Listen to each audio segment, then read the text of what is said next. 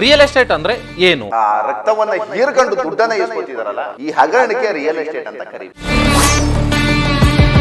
ತದ್ವಿರುದ್ಧ ರೀತಿಯಲ್ಲಿ ವರ್ತನೆಗಳು ಶುರುವಾಗಿದ್ದಾವೆ. ಹಣವನ್ನಾಗಿ ತಗೊಳ್ಳೋದಕ್ಕೆ ಈ ಕಂಪನಿಗಳಿಗೆ ಕಾನೂನು ಯಾವುದೇ ಆದಂತಹ ಹಕ್ಕುಗಳನ್ನ ಕೊಟ್ಟಿಲ್ಲ. ನಮಸ್ಕಾರ, ನೀವು ನೋಡ್ತಾ ಇದ್ದೀರಿ ಪ್ರಜಾಧ್ವನಿ ಟಿವಿ. ಪ್ರಜಾ ಸ್ಪೆಷಲ್ ವಿಶೇಷ ಕಾರ್ಯಕ್ರಮಕ್ಕೆ ತಮಗೆಲ್ಲರಿಗೂ ಸ್ವಾಗತ. ನಾನು ನಿಮ್ಮ ರಮೇಶ್ ಹಿರೇಜಂಬೂರು. ಇವತ್ತು ಒಂದು ವಿಶೇಷವಾದಂತಹ ಬೆಂಗಳೂರಿನಲ್ಲೂ ಅದರಲ್ಲೂ ಸಾಮಾನ್ಯ ಜನರಿಗೆ ಈ ಭೂಮಾಫಿಯಾ ಹೇಗೆಲ್ಲ ಮರಳು ಮಾಡಿ ವಂಚಿಸುತ್ತೆ ಅನ್ನೋಂಥ ವಿಚಾರಕ್ಕೆ ಸಂಬಂಧಪಟ್ಟ ಹಾಗೆ ಇವತ್ತು ಒಬ್ಬ ಕಾನೂನು ತಜ್ಞರು ನಮ್ಮ ಜೊತೆಗಿದ್ದಾರೆ. ಈ ವಿಚಾರಕ್ಕೆ ಸಂಬಂಧಪಟ್ಟ ಹಾಗೆ ಮಾತಾಡೋಣ. ಇದೇ ಇವತ್ತಿನ ವಿಶೇಷ, ಭೂಮಾಫಿಯಾ. ಪುಟ್ಟೇಗೌಡ್ರೆ, ತಮಗೆ ಈ ಕಾರ್ಯಕ್ರಮಕ್ಕೆ ಸ್ವಾಗತ.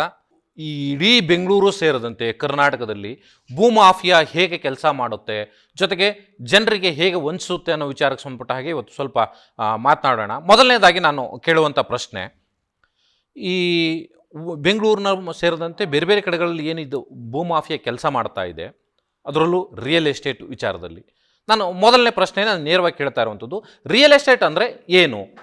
ನೋಡಿ, ಜನಸಾಮಾನ್ಯರಿಗೆ ಮತ್ತು ಅದು ಸತ್ಯವಾಗಿ ನಾನು ಹೇಳ್ತೀನಿ ನೋಡಿ, ಕಟು ಸತ್ಯ ಇದು. ಈ ರಿಯಲ್ ಎಸ್ಟೇಟ್ ಮತ್ತು ಡೆವಲಪರ್ಸ್ ಅಂತ ಇರ್ತಾರಲ್ಲ, ಅವ್ರ ಹತ್ರ ಹೋಗಿ ರಿಯಲ್ ಎಸ್ಟೇಟ್ ಅಂದ್ರೆ ಏನು ಅಂತ ಕೇಳಿ, ಗೊತ್ತಿರಲ್ಲ ಅವ್ರಿಗೆ. ಹೌದು. ಸತ್ಯಾಂಶ ಏನಾಗಿದೆ ಅಂದ್ರೆ, ಈಗ ಜನಗಳಿಗೆಲ್ಲ ಒಂದು ಒಂದು ಒಂದು ಕಲ್ಪನೆ ಇದೆ. ರಿಯಲ್ ಎಸ್ಟೇಟ್ ಅಂದ್ರೆ ಮನೆ, ಫ್ಲಾಟ್ಸು, ಸೈಟು, ಜಮೀನ ಕೊಡಿಸುವಂತ ಒಂದು ಬ್ರೋಕರಿಂಗ್, ಒಂದು ಏನಾರು ಆಫೀಸ್ ಇಟ್ಕೊಂಡಿದ್ರೆ ಅದನ್ನ ರಿಯಲ್ ಎಸ್ಟೇಟ್ ಆಫೀಸ್, ಬ್ರೋಕರ್ ಮಾಡುವಂತ, ಅದೇ ದಳ್ಳಾಳಿ ಕೆಲಸ ಮಾಡುವಂತ ಒಂದು ಆಫೀಸ್ ಇಟ್ಕೊಂಡಿರ್ತಾರೆ. ದಲ್ಲಾಳಿ, ಎಸ್, ಅದು ಕರೆಕ್ಟ್ ಪದನೇ. ಅದು ಕಾನೂನುಬದ್ಧವಾಗೂ ಸಹ ದಲ್ಲಾಳಿ ಅಂತಾನೆ ಕರೆಯುವಂಥದ್ದು. ಈ ಬ್ರೋಕರಿಂಗ್ ಮಾಡುವಂತ ಒಂದು ಕಚೇರಿ ಅಥವಾ ಆಫೀಸ್ ಅನ್ನ ಏನ್ ಇಟ್ಕೊಂಡಿರ್ತಾರೆ ಅದನ್ನ ನಾವು ರಿಯಲ್ ಎಸ್ಟೇಟ್ ಆಫೀಸ್ ಅಂತ ಕರಿತೀವಿ. ಇದ್ರಲ್ಲಿ ಏನಾಗುತ್ತೆ ಅಂದ್ರೆ, ಈ ರಿಯಲ್ ಎಸ್ಟೇಟ್ ಇವತ್ತು ಹಗರಣದ ಮೂಲಕ ಬದಲಾಗಿದೆ. ಇವತ್ತು ಸಂಪೂರ್ಣವಾಗಿ ಭೂಮಾಫಿಯಾ, ಹಗರಣ, ಮತ್ತೊಂದು ಮಗದೊಂದು ಎಲ್ಲ ಇಲ್ಲಿಗಲ್ ಆಗಿ ಮಾಡಿ ಜನಗಳಿಂದ ಸೈಟ್ ಕೊಡಿಸ್ತೀನಿ ಅಂತ ಆ ರಕ್ತವನ್ನ ಹೀರ್ಕೊಂಡು ದುಡ್ಡನ್ನ ಇಸ್ಕೊತಿದಾರಲ್ಲ, ಈ ಹಗರಣಕ್ಕೆ ರಿಯಲ್ ಎಸ್ಟೇಟ್ ಅಂತ ಕರಿಬೇಕು. ಎಸ್ ಎಂ ಕೃಷ್ಣ ಅವರು ಬೆಂಗಳೂರನ್ನ ಡೆವಲಪ್ ಮಾಡಲಿಕ್ಕೆ ಒಂದು ಕನಸನ್ನ ಕಟ್ಕೊಂಡು ಈ ರಿಯಲ್ ಎಸ್ಟೇಟ್ ವಿಚಾರವನ್ನ ಮುನ್ನೆಲೆಗೆ ತೆಗೆದುಕೊಂಡು ಬಂದರು. ಅವರ ಕನಸು ಏನಾಗಿತ್ತು ಅಂದರೆ, ಇಡೀ ಬೆಂಗಳೂರಿನಲ್ಲಿ ಸೂರು ಇಲ್ದವರಿಗೆ ಸೂರು ಕೊಡಬೇಕು, ಜೊತೆಗೆ ಇಲ್ಲಿಯ ಇನ್ಫ್ರಾಸ್ಟ್ರಕ್ಚರ್ ಡೆವಲಪ್ಮೆಂಟ್ ಆಗಬೇಕು, ಉದ್ಯೋಗ ಸಿಗಬೇಕು ಅನ್ನೋಂಥದ್ದು ಇತ್ತು. ಆದರೆ ಈಗ ತದ್ವಿರುದ್ಧ ರೀತಿಯಲ್ಲಿ ವರ್ತನೆಗಳು ಶುರುವಾಗಿದ್ದಾವೆ. ನೋಡಿ, ಜನಗಳಿಗೆ ಒಂದು ಕಲ್ಪನೆ ಬರಬೇಕು, ರಿಯಲ್ ಎಸ್ಟೇಟ್ ಅಂದರೆ ಏನು.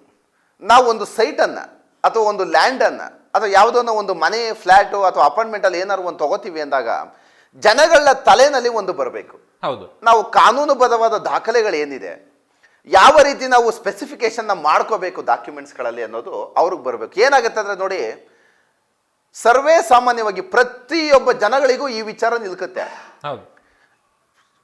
ನಮ್ಮಲ್ಲಿ ಸೋಷಿಯಲ್ ಮೀಡಿಯಾಗಳಲ್ಲಿ ಮತ್ತು ಈ ಟಿ ವಿ ಚಾನಲ್ಗಳಲ್ಲಿ, ಆಮೇಲೆ ಯೂಟ್ಯೂಬ್ ಕೆಲವೊಂದು ಚಾನಲ್ಗಳೆಲ್ಲ ಏನು ಮಾಡ್ತವೆ ಅಂದರೆ, 3 ಲಕ್ಷದಿಂದ 6 ಲಕ್ಷದ ಒಳಗೆ ಒಂದು ಸೈಟನ್ನು ಖರೀದಿ ಮಾಡಬೇಕೆ, ಬನ್ನಿ ನಮ್ಮ ಲೇಔಟ್ಗೆ ಬನ್ನಿ ಅಂತ ಹಿಂಗೆ ತೋರಿಸ್ತಾರೆ.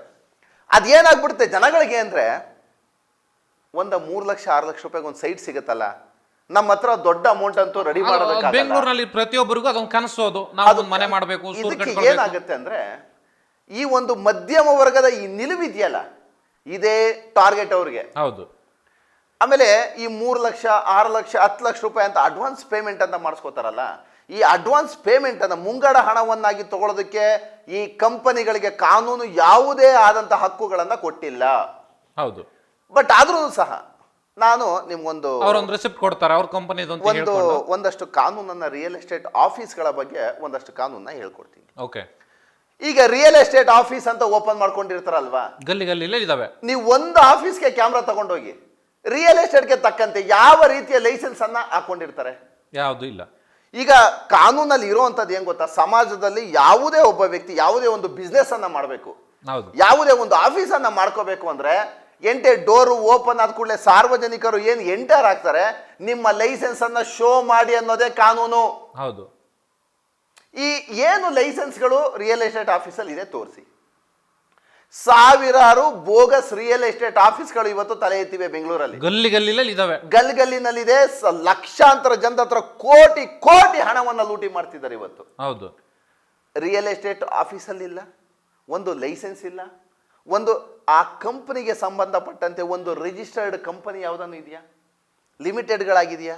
ಹೌದು. ಕಂಪನಿ ಏನಾದ್ರು ಲೈಸೆನ್ಸ್ ಇದೆಯಾ? ಕಂಪನಿ ಹೆಸರಲ್ಲಿ GST ಇದೆಯಾ? ಕಂಪನಿ ಹೆಸರಿನಲ್ಲಿ ಮುಂಗಡ ಹಣವನ್ನಾಗಿ ತಗೋತಿದ್ದಾರೆ ಇವರು? ಏನೂ ಇಲ್ಲ. ಯಾವುದೂ ಇರಲ್ಲ.